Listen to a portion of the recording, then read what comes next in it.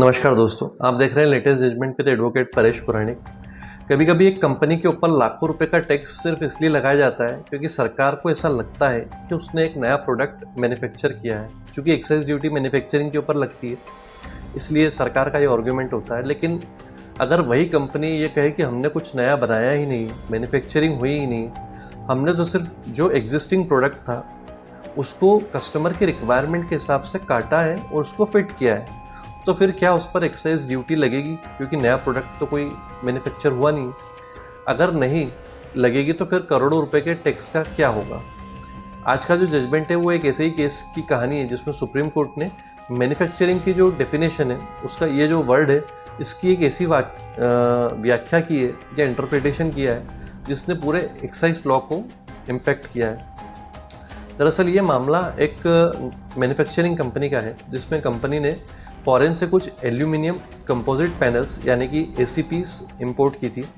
इन ACP panels का उपयोग बड़ी बड़ी बिल्डिंग्स के बाहरी हिस्से को काफ़ी सुंदर और सुरक्षित बनाने के लिए किया जाता है, जो आप में से कई लोगों ने मार्केट में बिल्डिंग्स के ऊपर लगा हुआ देखा होगा, जिसको ACP कहते हैं।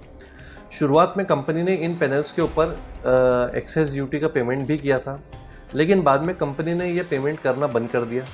और रीज़न क्या था इसका?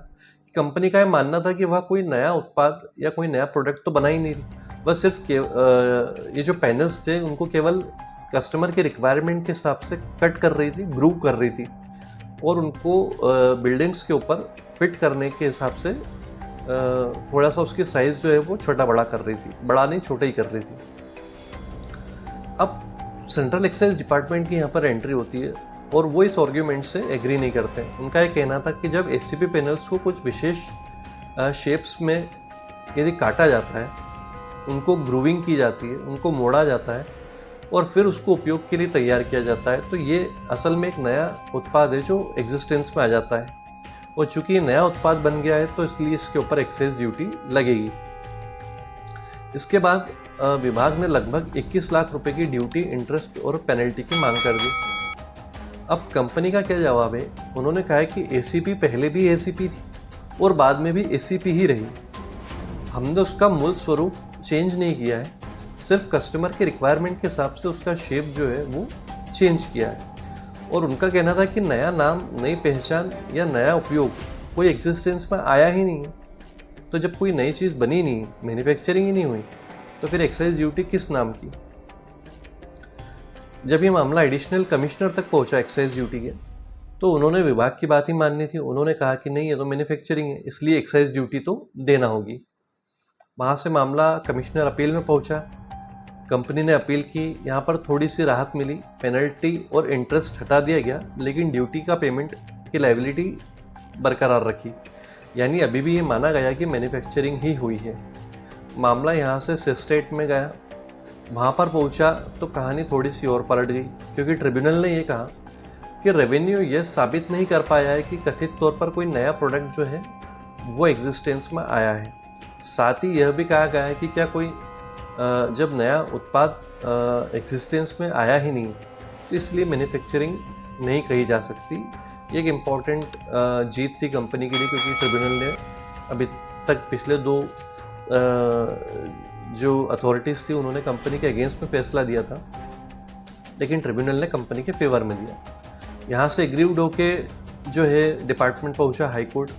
रेवेन्यू हाई कोर्ट में जब पहुँचा तो हाई कोर्ट ने कहा कि ACP पैनल्स को काटने और ग्रूव करने और राउटिंग करने के बाद जो उत्पाद निकलता है वह एक अलग कमर्शियल आइडेंटिटी रखता है, इसलिए ये मैन्युफैक्चरिंग है।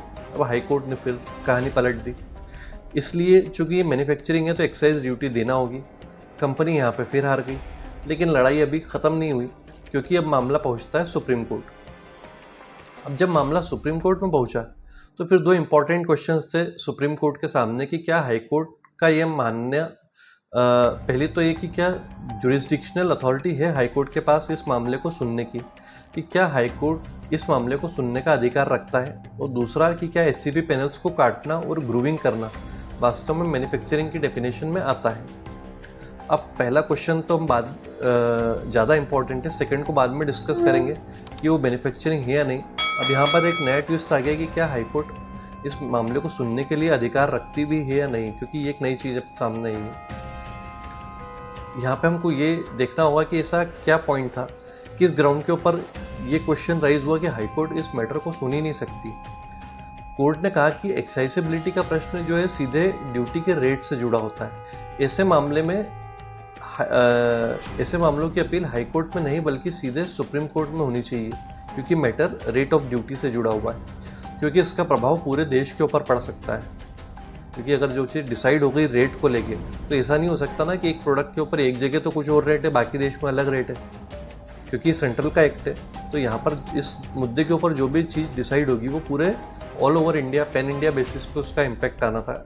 इसलिए सुप्रीम कोर्ट ने क्वेश्चन रेज किया कि क्या हाईकोर्ट के पास ये जुरिस्डिक्शन है कि वो इस मैटर को सुन सकता है।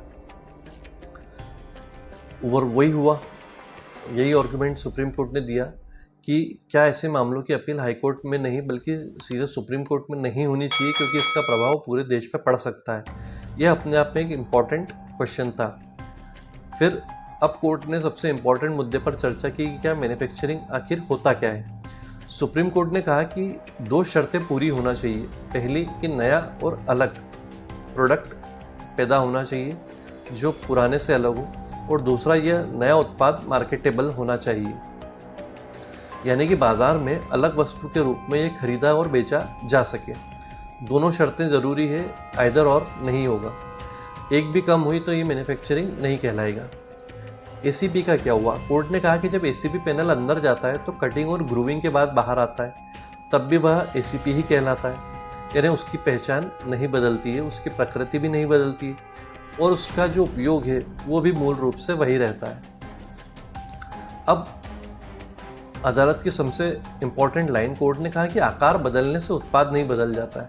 एसीपी का जो केवल उपयोग के लिए तैयार किया गया है उसकी मूल प्रकृति वैसी ही रहती है, इसलिए मैन्युफैक्चरिंग नहीं है।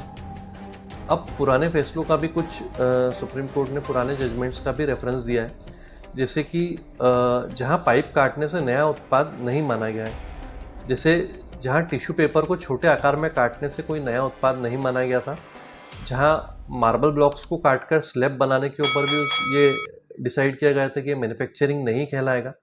कोर्ट ने कहा कि ये सब सिद्धांत यहाँ भी लागू होंगे।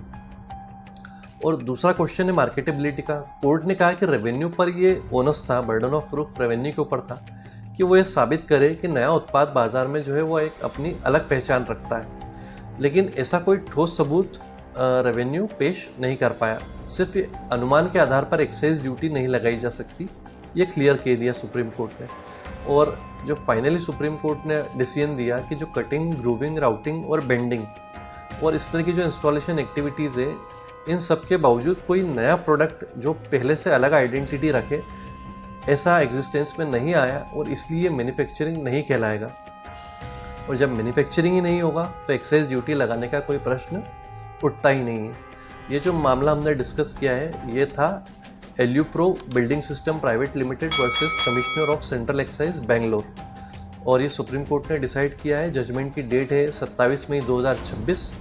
अब आम लोगों के ऊपर इसका क्या इम्पैक्ट होगा कि देखिए, यदि आपका कोई बिजनेस है जो कटिंग, प्रोसेसिंग, फैब्रिकेशन या कस्टमाइजेशन से रिलेटेड है, तो ये इम्पॉर्टेंट जजमेंट है आप लोगों के लिए, क्योंकि अब हर प्रोसेसिंग जो है वो मैन्युफैक्चरिंग नहीं कहलाएगी। सरकार को या डिपार्टमेंट को ये साबित करना होगा कि वास्तव में कोई नया प्रोडक्ट जो है वो एग्जिस्टेंस में आया है और अब उसकी एक अलग कमर्शियल आइडेंटिटी है और मार्केटेबिलिटी भी है।